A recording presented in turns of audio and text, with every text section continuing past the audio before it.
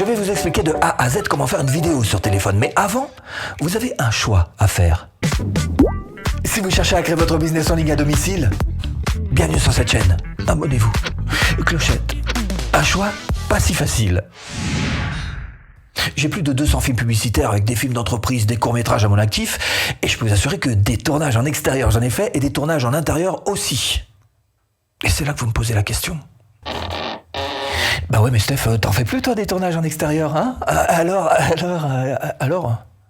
ouais, mais c'est du lourd quand même en extérieur, hein. Si vous êtes débutant et que vous cherchez à créer, je sais pas, un petit mini tournage façon cinéma en extérieur, bah vous allez voir que c'est pas non, c'est beaucoup plus simple d'avoir un genre de bureau studio comme je l'ai là actuellement. Quand je veux passer de mon bureau à mon studio pour filmer, qu'est-ce que je fais? J'ai une prise à brancher, il y a tous les éclairages, j'allume le DSLR, le petit appareil là qui me filme, et puis c'est parti.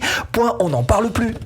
Évidemment, quand vous en serez à votre 350e vidéo comme je le fais moi-même, vous verrez que vous apprécierez de pouvoir faire des vidéos de la manière la plus simple qui soit pour pouvoir débiter et sortir beaucoup de contenu. Parce que c'est ça qui compte avant tout. Avant de se la jouer, Spielberg, d'accord là-dessus, hein. Donc voilà, c'est la première question que vous devez vous poser. Alors nous, ce qu'on va faire dans cette vidéo, je vais vous proposer les 5 étapes que suivent d'ailleurs un pro, quel qu'il soit, que ce soit d'ailleurs pour un smartphone ou pour de la vidéo. De toute façon, vous pourrez dans tous les cas l'adapter. À vous de voir exactement ce que vous voudrez suivre ou pas. En tous les cas, vous saurez vraiment comment font les pros.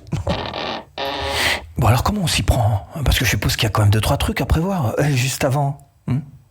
Alors on va adapter ce que les pros font à votre tournage sur smartphone.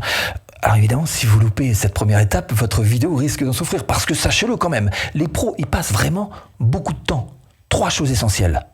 D'abord, le lieu de tournage. Alors avant de vous déplacer et d'aller voir, peut-être que vous pourriez d'abord commencer à y penser un petit peu, réfléchir où est-ce que vous allez pouvoir tourner et s'il ne va pas y avoir des obstacles. Par exemple, si vous filmez juste à côté d'une école, vérifiez que ce ne sera pas à l'heure de la récré, hein, parce que sinon votre tournage risque d'être un peu pourrifié quand même.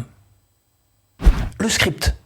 Le script, c'est carrément un métier de cinéma. Donc vous devez vous aussi tout marquer sur papier. Alors ça peut être le lieu, ça peut être les images de prévues, ça peut être le son. Alors je vous demande pas d'arriver au même niveau d'exigence qu'un tournage de cinéma évidemment, mais pour vous c'est intéressant quand même de vous inspirer de cette méthode. Donc n'hésitez pas à marquer sur papier ce qui doit être dit, ce qui doit être fait.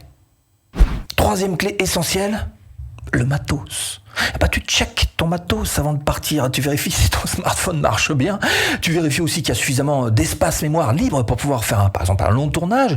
Si tu as besoin d'une batterie, n'hésite pas, tu t'achètes une petite batterie externe que tu vas pouvoir emmener avec toi pour le recharger au cas où, tu te mets en mode avion pour que personne ne puisse te déranger au moment du tournage, bref. Et retrouvez en description de cette vidéo absolument toutes les formations offertes. Bref, tu checkes ton matos et si tu me dis « Ouais, mais tout ça, c'est un petit peu beaucoup pour mon tournage téléphone », j'ai envie de te dire « Non, parce que tout ce que je suis en train de te donner comme info, c'est ce que font les pros, tout simplement. Hein. Alors, qui peut le plus, peut le moins. » Ok, donc repérage, script, matos. Et après, tu fais quoi? Tu fermes les yeux. Tu arrives sur le lieu de tournage, tu fermes les yeux et tu écoutes. Et tu essayes de t'imprégner de l'ambiance sonore qu'il peut y avoir tout autour de toi, et essayer de voir si oui ou non elle est stable, parce que tu n'as pas envie que ton tournage soit dérangé par tout un tas de bruits parasites. Donc tu écoutes bien. Et puis après tu fais l'inverse. Tu fermes les oreilles et tu n'ouvres que les yeux. Et là tu vas vérifier un petit peu partout quel est le meilleur cadre que tu puisses faire en fait, quel est le meilleur angle de vue que tu puisses trouver, et quel est cet angle de vue qui va faire que tu vas pouvoir avoir un sujet qui soit mis en valeur, avec par exemple une lumière sur le côté, comme il y a là, hein. Tu n'avais pas vu celle-là, hein. J'en ai une ou deux là, comme ça, cachées. Donc, effectivement, mettre en valeur le sujet, mais aussi avoir un arrière-plan qui soit suffisamment simple et qui puisse aider ton image. Par exemple, dans ce bureau studio, tu vois que là, derrière, j'ai une colonne bleue. Et cette colonne bleue sert à cadrer le regard, à cadrer la vision sur mon visage, parce que c'est là que j'ai à exprimer quelque chose. Donc, tu vois que la première chose, et il faut faire ça évidemment, juste avant de déballer tout ton matos, c'est d'abord de s'imprégner de l'environnement, ouvrir tous ses sens. Ok, donc on ferme les yeux, les oreilles, on check un peu l'environnement. Bon, mais quand est-ce qu'on filme? Attends, avant, il y a le cadrage. Hein. Excuse-moi, mais cadreur, c'est un véritable métier de cinéma.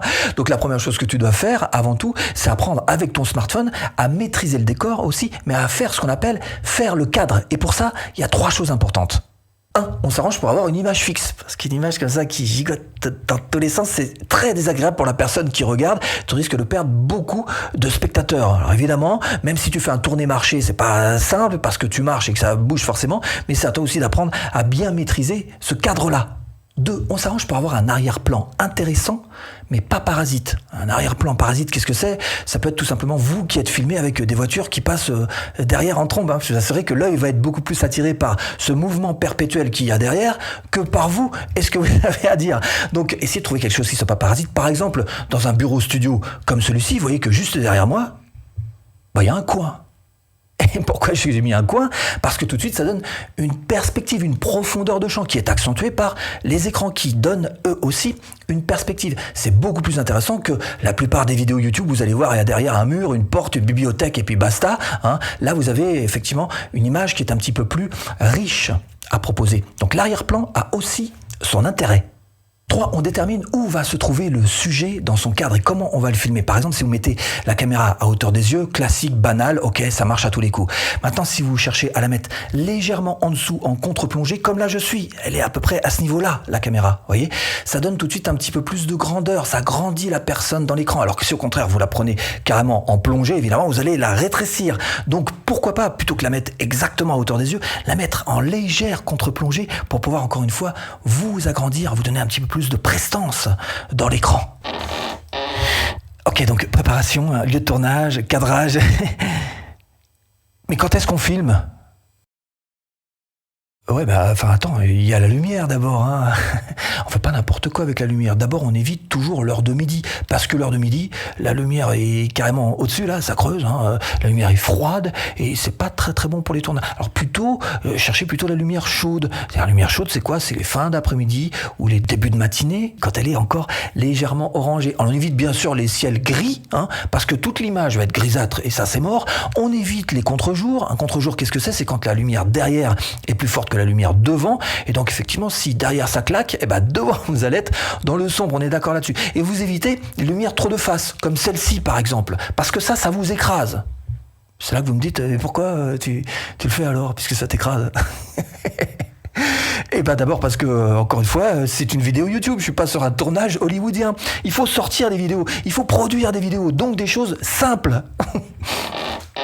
Ok, la lumière, ok, c'est bon. Mais c'est quand qu'on filme ? Bon, maintenant, si vous voulez enregistrer, allez-y, profitez-en. Cela dit, vous allez faire juste avant une prise zéro, ce qu'on appelle. C'est-à-dire juste une prise de quelques secondes pour vérifier si votre image est bonne, si le cadrage est bon, si le son est bon. Et avez-vous des petits écouteurs pour pouvoir écouter très finement le son. Voilà, et vérifier que tout se passe bien, parce que je peux vous dire que même après X années, il peut arriver quelquefois qu'on oublie de brancher le micro. On enregistre pendant 10 minutes et après on réécoute et ça va pas du tout. Voilà, donc faites-le, faites cette prise zéro qui peut vous servir à, encore une fois, éviter bien des catastrophes.